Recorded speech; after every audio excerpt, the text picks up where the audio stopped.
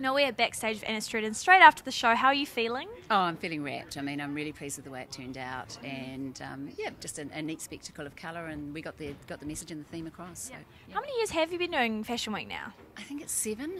Yeah, we didn't do the first Old hand one. at it, you're good at it now. Absolutely.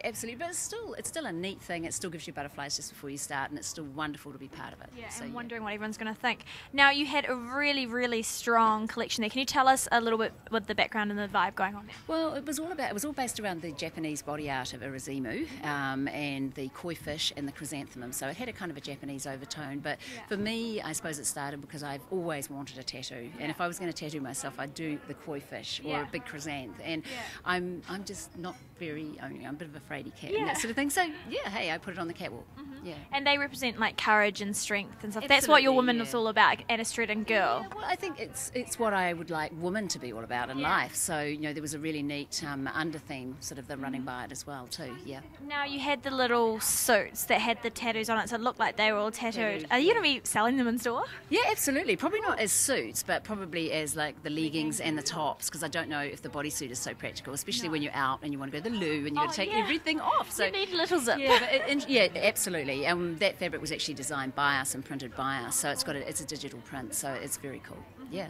And I heard a lot of sort of whispers back then. They said that it was a bit of a toned down collection for you. Do you think that it was? No, I think I kind of revved it up a bit. I mean, which was really cool that Chris Lorimer, who does my styling, kind of let me do that because I know that it's, you know, he kind of likes things a little bit more subdued. So it was neat to be able to do. But I think it was a bit revved up based on last year. Yeah. I also thought there was quite a few like sort of a bit of a like younger sort of flirty sort of dresses in there more than usual. I think the tights and the coats gave it a wintry feel. But you know, for me, and having such a big wide retail base, we've got 30 sites, dresses sell. Women want to wear frocks, you know, we love boots, so in winter we just kind of layer it all up. So pants, I think there's one pant in there. I mean, we just don't sell pants anymore, it's amazing.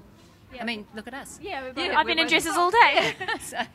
Now, you have been hugely successful as a designer. I mean, profit-wise and how many stores you have, you definitely would be at the top, I would say, in New Zealand. How have you managed to do that? Well, I don't know if I'd be at the top, but... You're up there.